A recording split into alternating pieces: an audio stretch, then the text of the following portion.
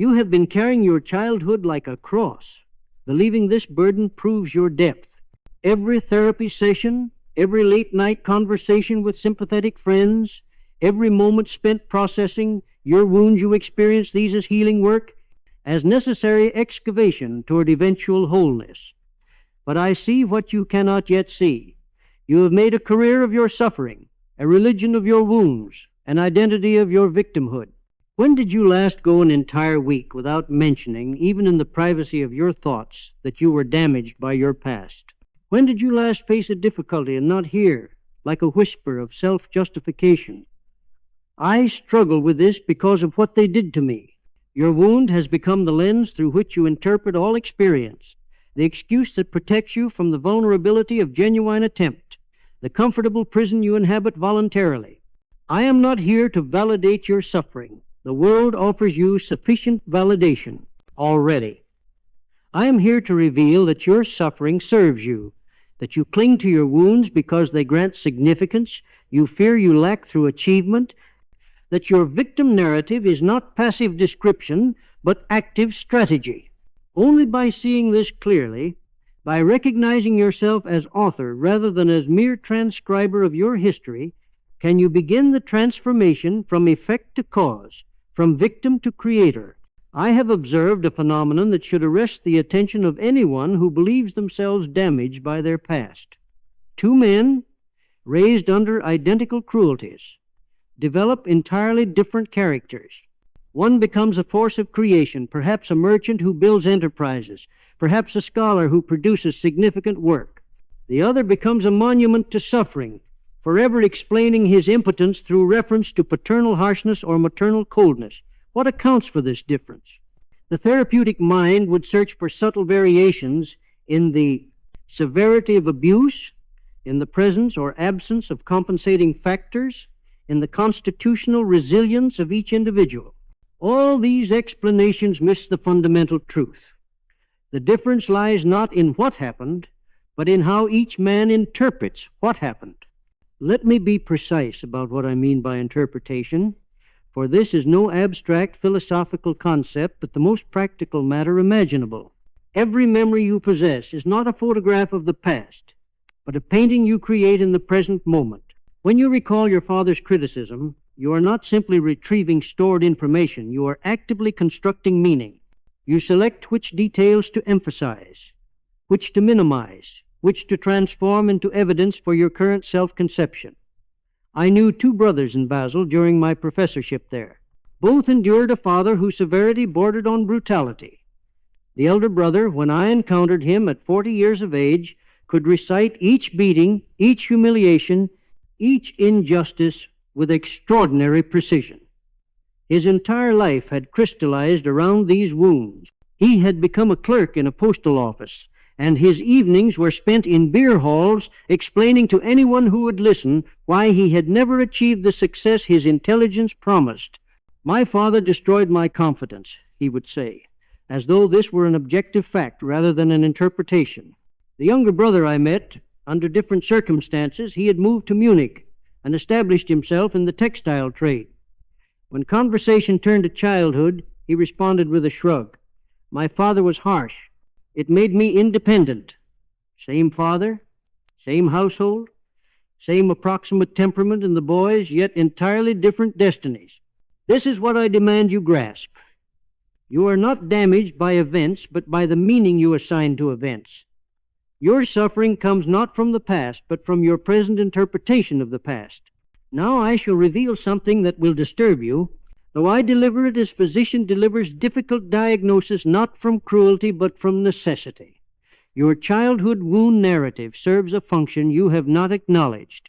It protects you from something far more terrifying than the wounds themselves, the demands of your own potential.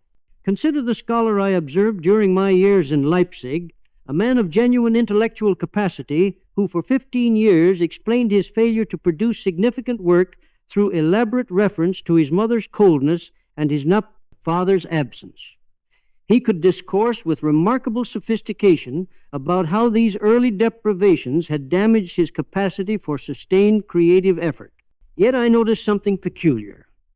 Whenever genuine opportunity arose, when a position was offered, when a publisher expressed interest, when colleagues proposed collaboration, he discovered reasons to decline.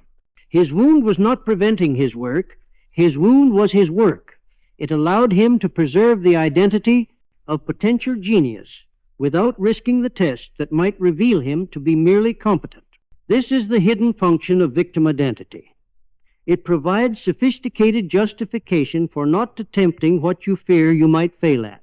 Every time you say, "I cannot create because I am still recovering from childhood trauma," you are not reporting a limitation but performing a defense. You are using your wound as fortress against the terrible demands of becoming.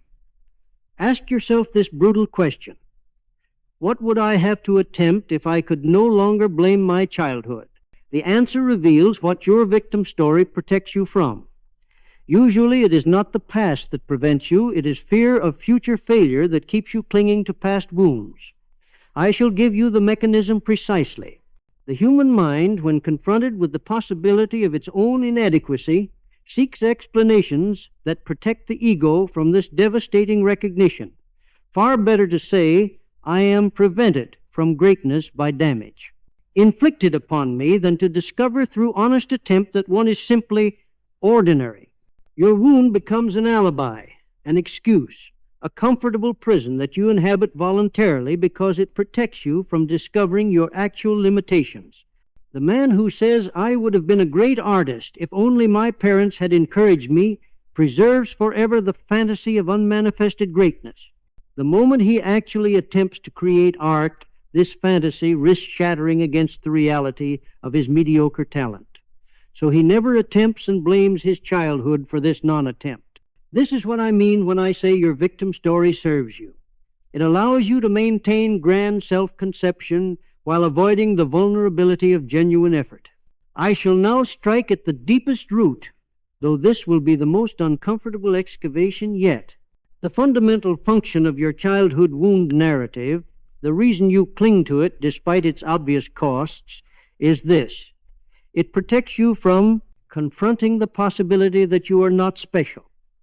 If you are damaged, at least you are interestingly damaged. If you are wounded, at least you are deeply wounded. Your suffering becomes the thing that distinguishes you from the masses of contented mediocrity. Remove the wound, and what remains? Perhaps just another ordinary person, unremarkable in capacity, undistinguished in achievement.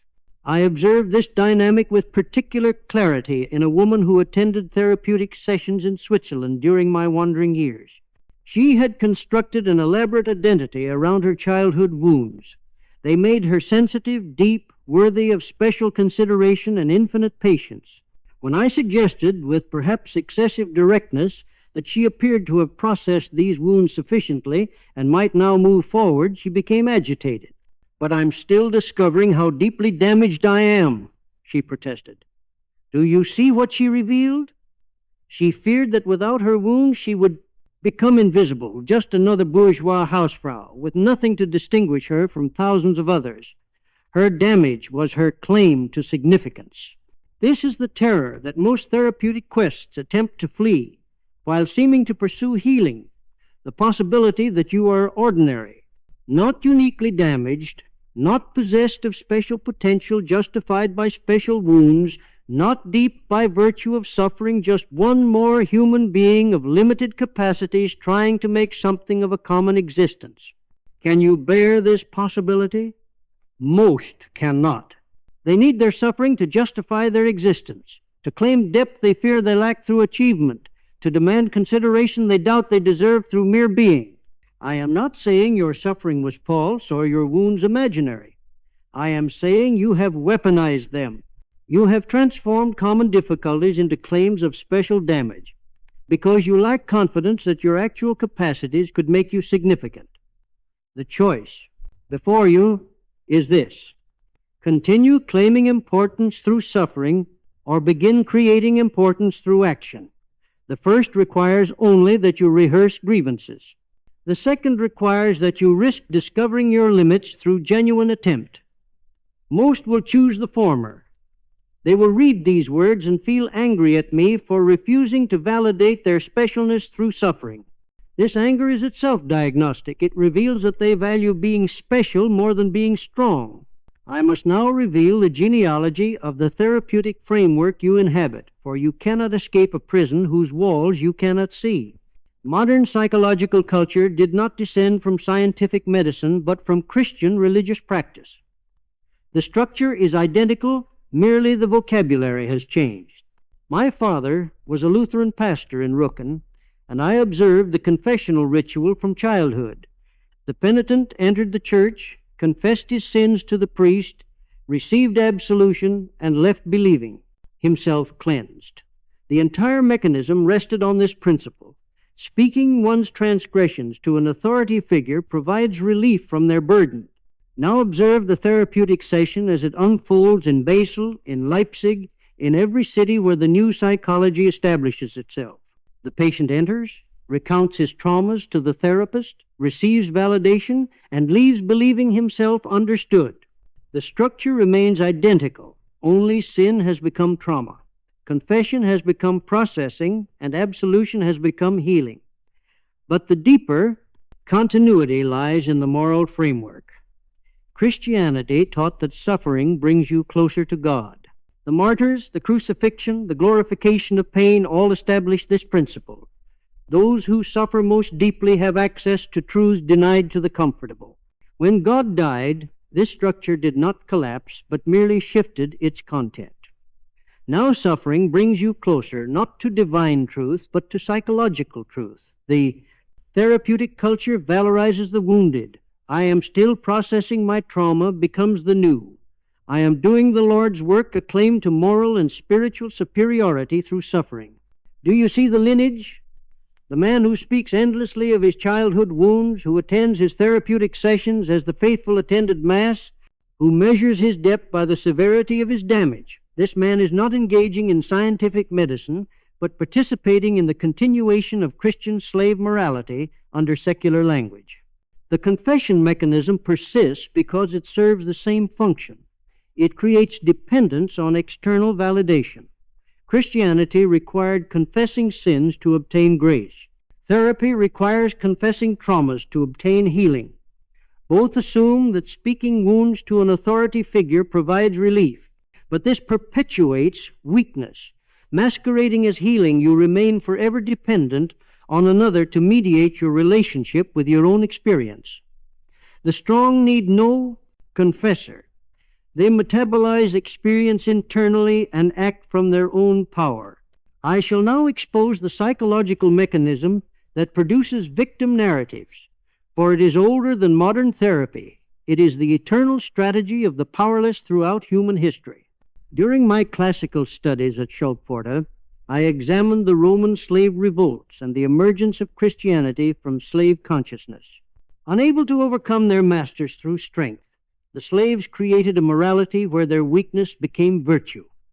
Blessed are the meek, they proclaim. The last shall be first.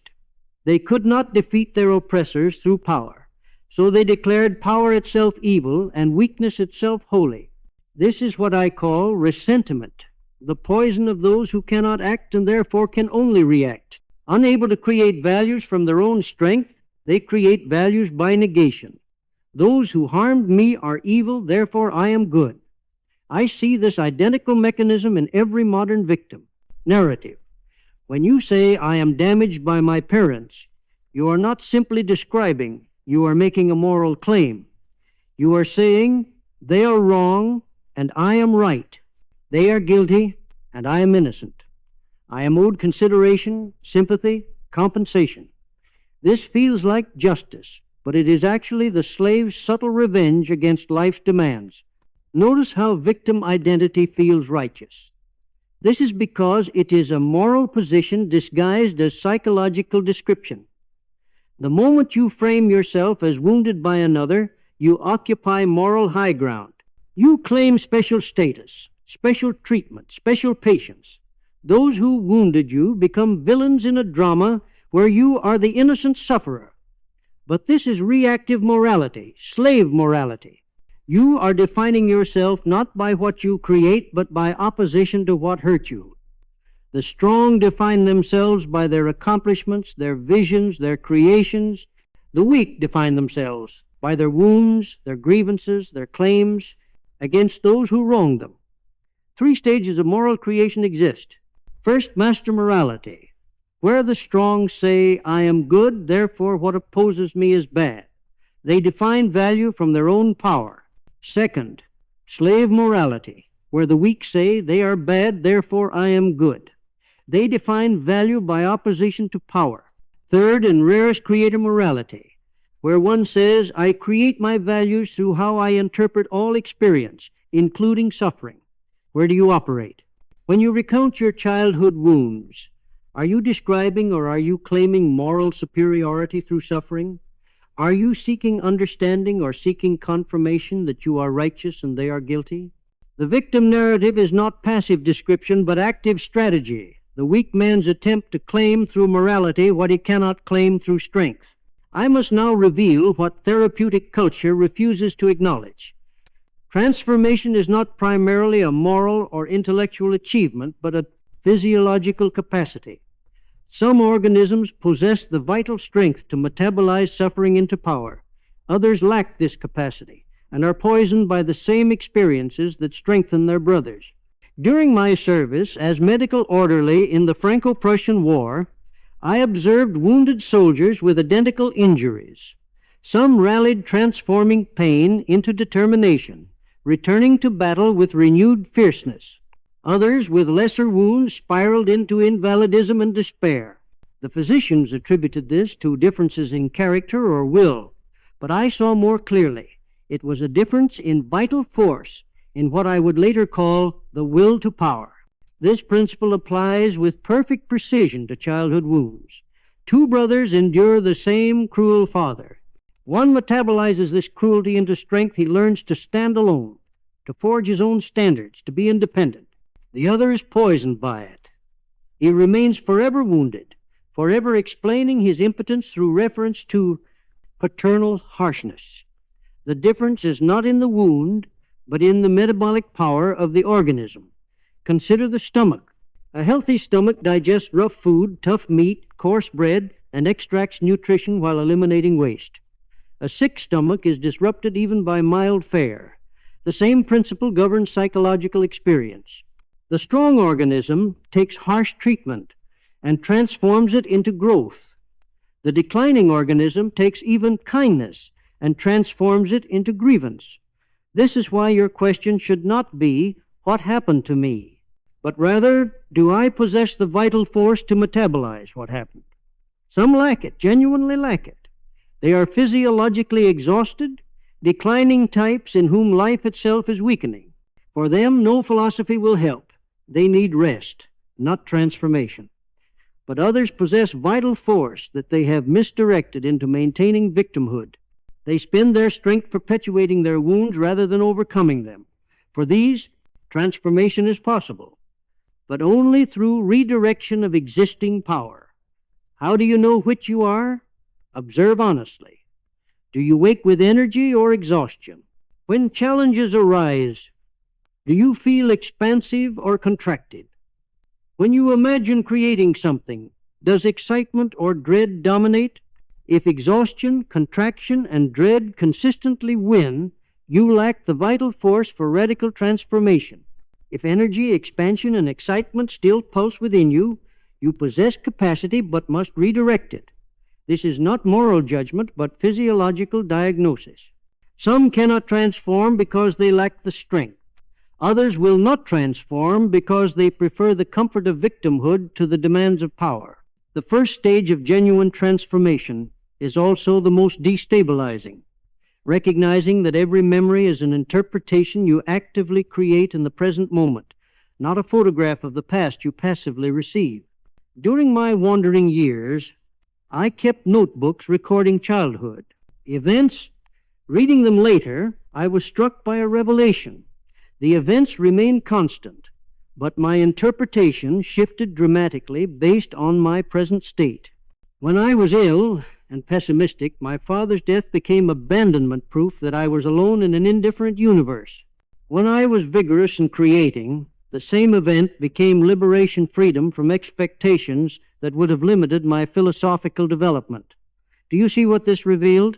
I had been constructing my past according to my present needs, then claiming the past determined my present. I was the author pretending to be the scribe, the painter claiming to be the photographer. You perform this same act of authorship every time memory arises, but you do it unconsciously. You believe you are simply retrieving stored information. But observe more carefully. You select which details to emphasize, which to minimize, which to transform into evidence for your present self-conception. When you say, "My father was harsh," you are stating something approaching fact. When you say, "My father destroyed my confidence," you are adding interpretation, and this interpretation is your creation. You could equally say, "My father's harshness taught me to forge my own standards." Same father, same harshness, different narrative. Why do you choose the interpretation of destruction rather than instruction? Because it serves your present needs. It justifies current weakness, gains sympathy, avoids responsibility. But recognize, you are choosing this narrative from among many possible narratives, and this choice shapes your life more than the original events ever did. I demand that you perform this exercise. Recall your most frequently told wound story. Now write it 3 ways. First, as you usually tell it, emphasizing damage and victimization. Second, same facts but emphasizing your resilience and survival. Third, same facts but from your parents' perspective, their limitations, fears, struggles. Notice how easily the narrative shifts. This proves what I assert.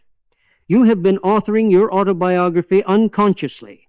Every version you wrote contains truth, yet each produces entirely different implications for who you are and what you might become. The ground is shifting beneath you now. Your most solid identity-wounded child is revealed as creative construction. This is terrifying because if you created this identity, you could create another. Power returns, but with it, responsibility.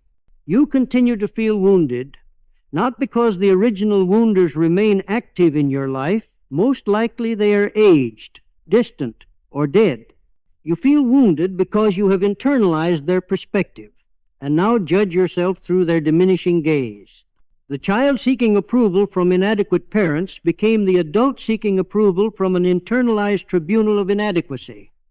This is the mechanism by which wounds persist long after wounders have departed. I observed this with particular clarity in a scholar of genuine brilliance who could not write without paralyzing anxiety. He would begin a paper, then hear his father's voice. "Who are you to have opinions? You presume too much." His father had been dead for 15 years, yet the tribunal remained in session. The scholar had become his own harsh father, executing judgment upon himself daily. Listen carefully to the critical voice in your head. Whose voice is it really? When you attempt something and immediately hear you're not good enough, whose standard of good enough are you invoking? Usually, it is your parents' standards, your early caregivers' judgments, internalized so completely that you mistake them for your own thoughts. This is why you suffer. You are wounding yourself with borrowed weapons.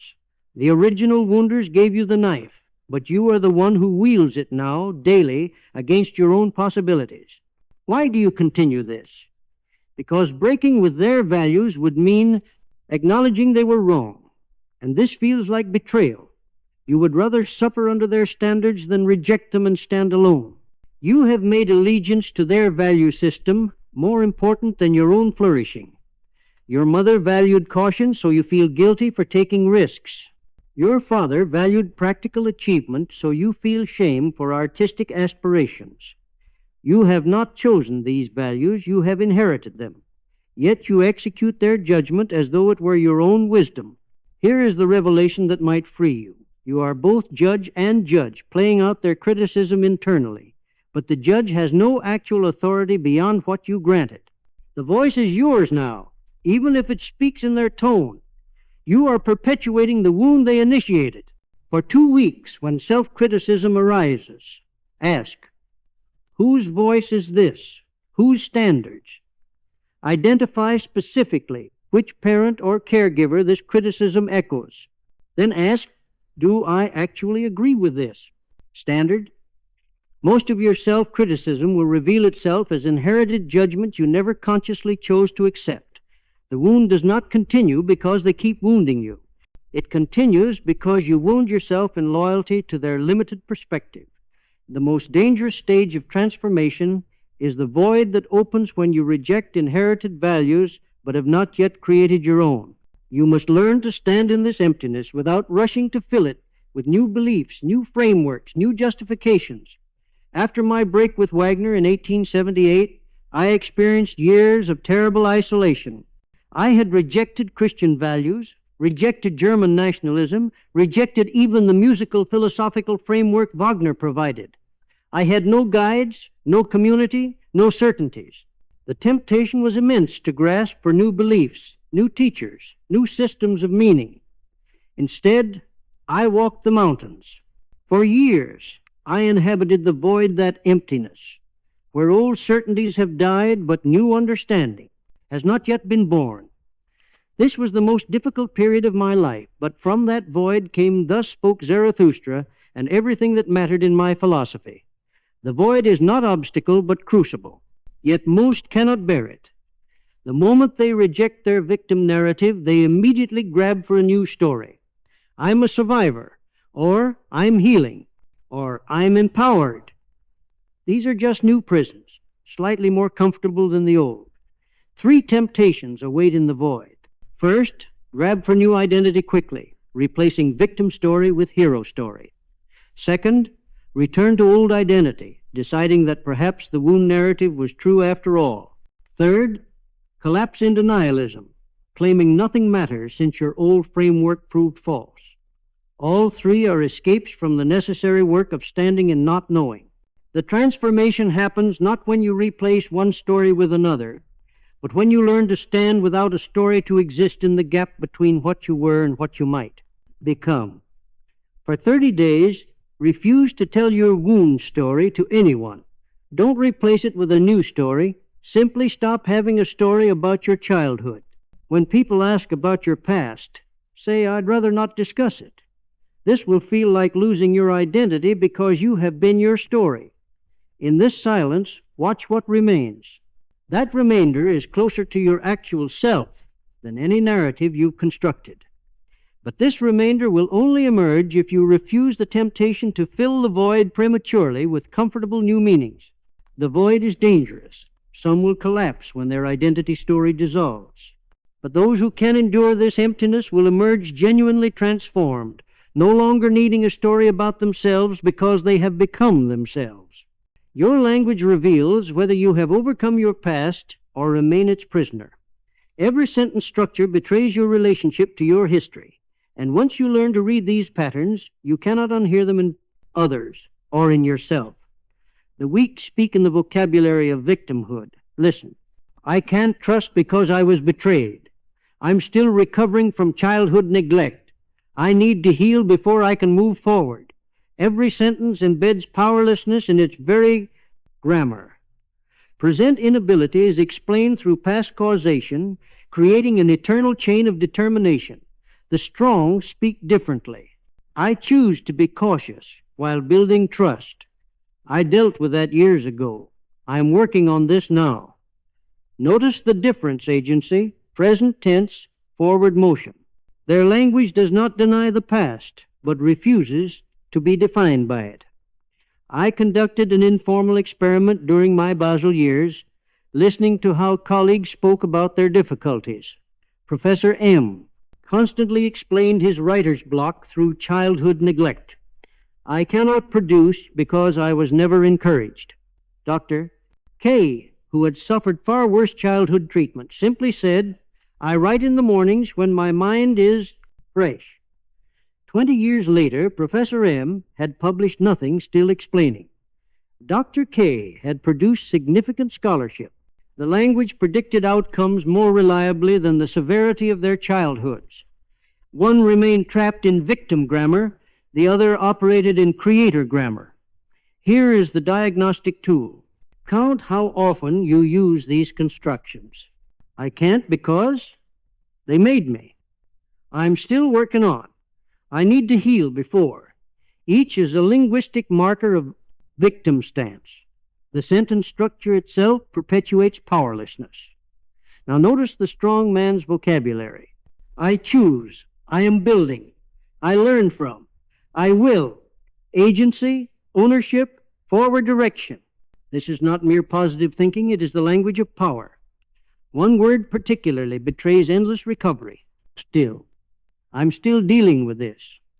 I'm still healing. I'm still affected by that. This word announces you are in perpetual process, never arrived.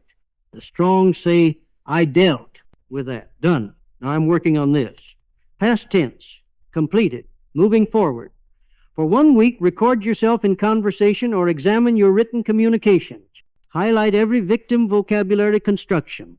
Count them. If more than 3 per conversation, you are operating in victim language and therefore victim consciousness. Then practice translation. Before speaking, convert victim sentences to creator sentences. I can't trust because I was betrayed becomes I choose to build trust gradually while protecting myself. Feel how this changes your relationship to your own experience. Language shapes consciousness. Speak as victim, remain victim. Speak as creator, become creator. Transformation must manifest in behavior or it is merely intellectual entertainment. I shall give you 3 diagnostic moments that reveal whether overcoming is genuine or performed. How you receive criticism, how you face difficulty, and how you enter relationships. When criticism arises, the weak experience it as reactivation of childhood wound. Their boss criticizes their work, and what they feel is not simply feedback on a report, but the shame of paternal disapproval. Their reaction is always disproportionate to the present situation. The historical wound floods the present moment. I observed 2 merchants in the Basel marketplace who illustrated this perfectly. When customers criticized merchandise, the first collapsed into defensiveness. You could literally see childhood shame overtake his features. You don't understand how hard I work. The second simply asked, what specifically concerns you? No historical baggage in his response. The first went bankrupt within 5 years.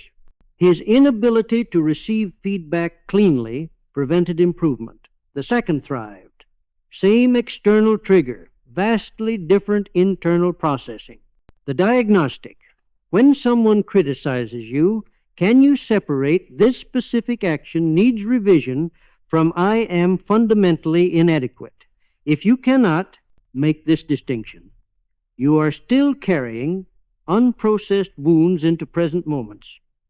When difficulty arises, notice whether you contract or expand. The weak feel obstacles as confirmation of unworthiness. See, I cannot succeed.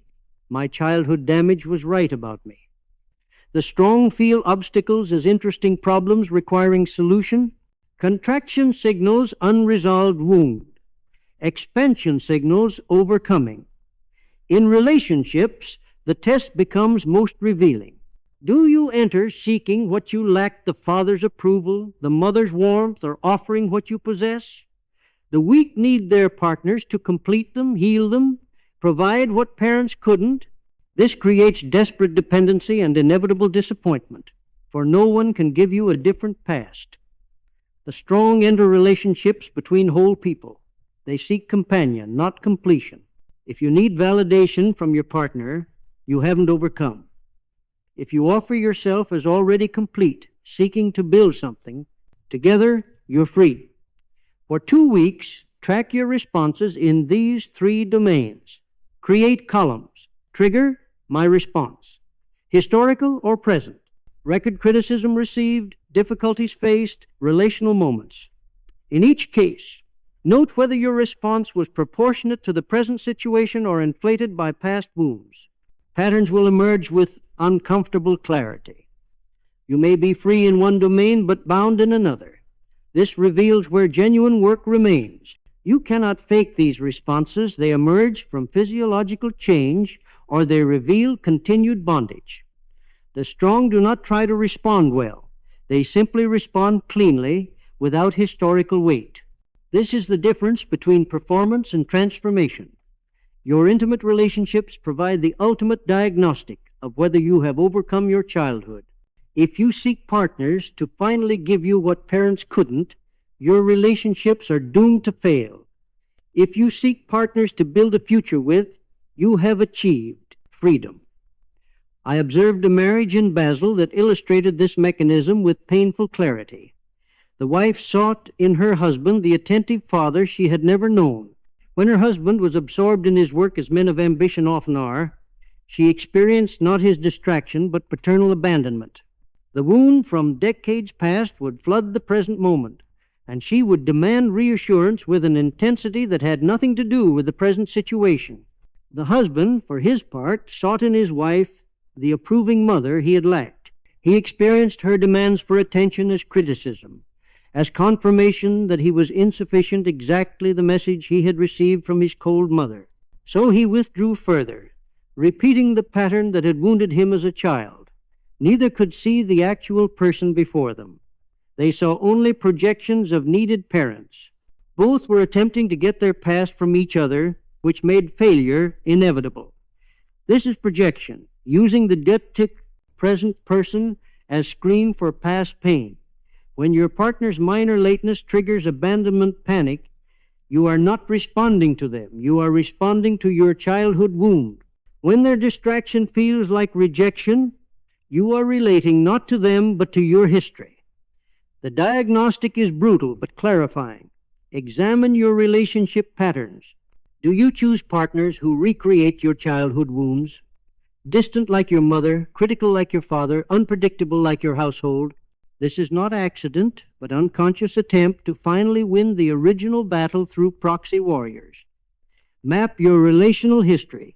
List significant partners, and beside each, note what unmet childhood need you sought from them. Patterns will emerge with shocking clarity. I chose partners who needed rescuing, revealed you sought to be the rescuer your younger self needed. I chose distant partners, reveals you kept trying to make the emotionally unavailable finally choose you. The alternative to. This pattern is entering relationships as already whole, not needing the other to validate, complete, or heal you. Offering partnership between complete individuals rather than mutual wound healing projects. Ask honestly.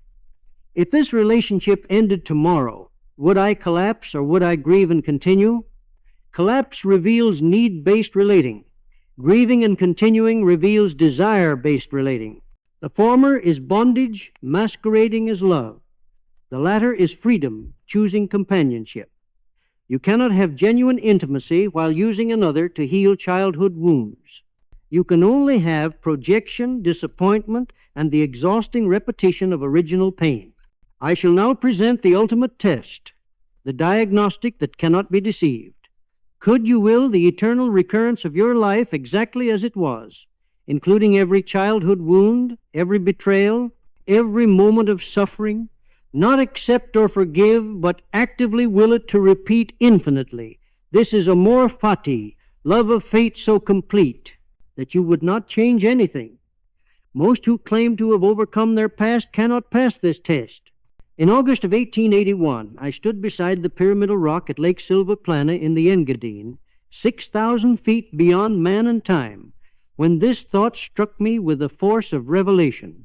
What if you had to live your life again, exactly as it was, eternally, every moment repeating infinitely, every pain, every illness, every disappointment, every betrayal? My first response was horror. All my suffering, the blinding headaches, the isolation, the misunderstanding, the poverty repeating forever, unbearable. But as I sat with this thought, something transformed. I realized if I changed anything, I would not be who I am now. The suffering was necessary for the philosophy. The isolation was necessary for the clarity. The rejection was necessary for the independence. I would will it all again, not because it was pleasant, but because it made my becoming possible.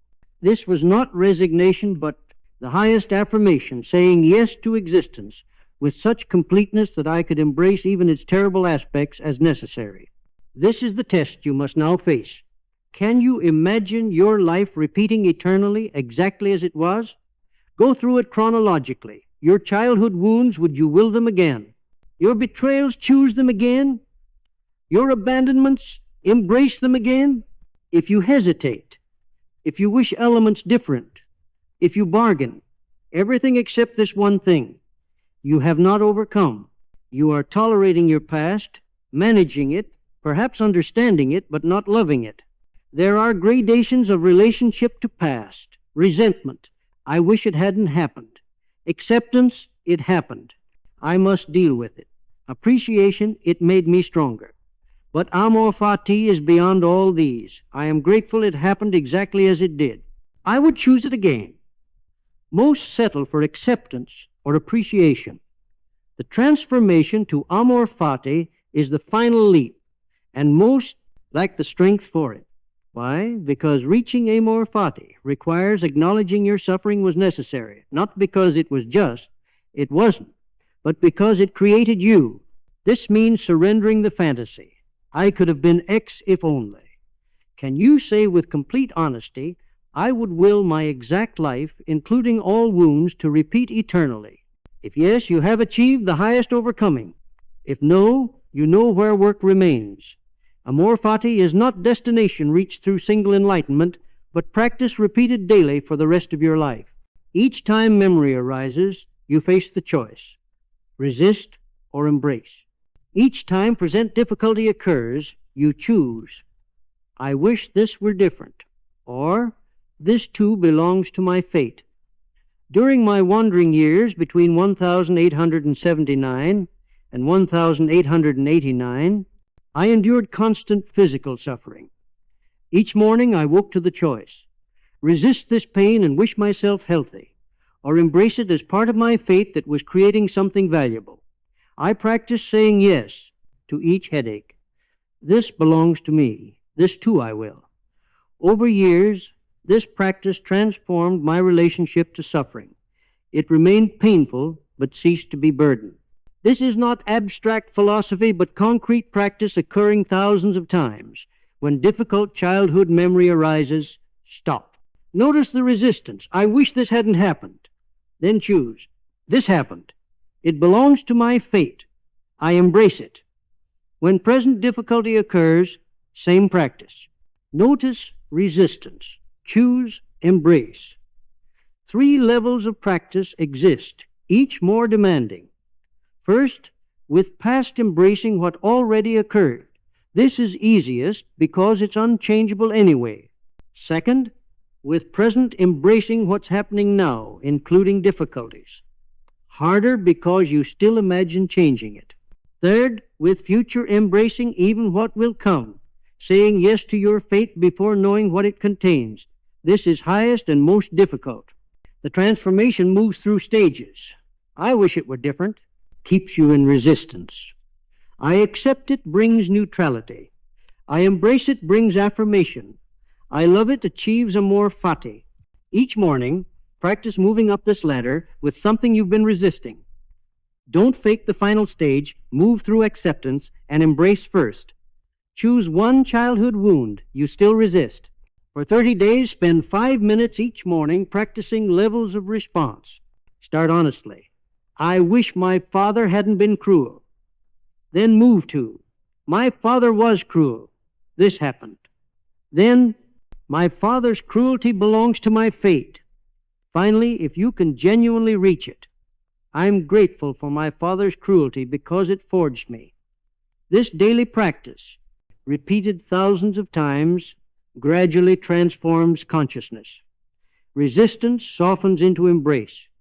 What felt like burden becomes part of your power. You stop fighting against what made you and begin wielding it as instrument of becoming. Amor fati is not thought but action, the continual choosing of your fate, moment by moment, until affirmation becomes your natural response to existence. This entire work has not been about healing childhood wounds, but about something far more profound, achieving human freedom through complete affirmation of necessity. When you can say yes to everything that shaped you, including injustice, cruelty, betrayal, you perform a metaphysical act. You transfigure necessity into will. Consider the Greek tragic hero Oedipus, who discovered he had unknowingly killed his father and married his mother, the worst fate imaginable. The weak reading sees only catastrophe.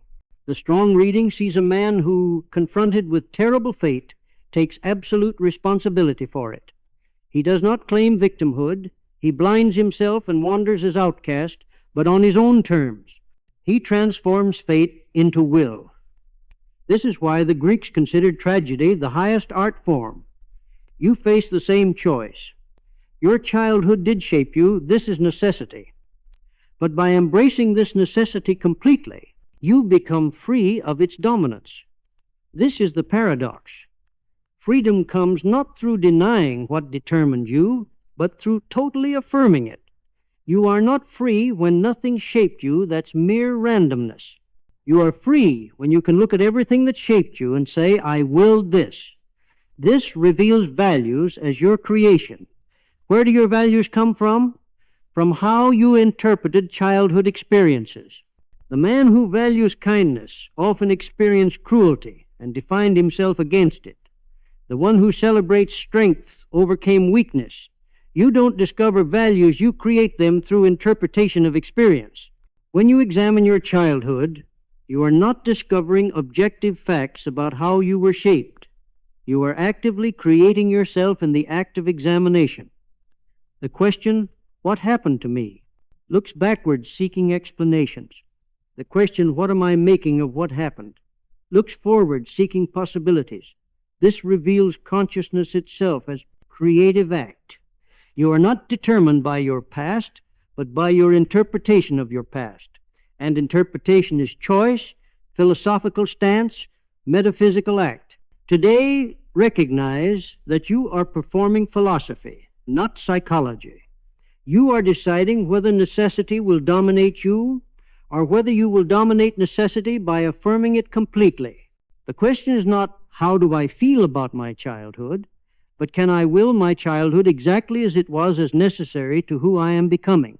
This shifts everything from therapy to philosophy, from healing to creation, from victimhood to freedom. You've moved from being effect to being cause, from victim to creator, from one determined by past to one creating future through interpretation of past.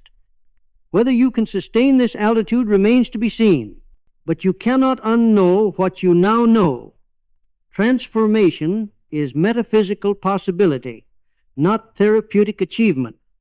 The work is not finished, it has only begun.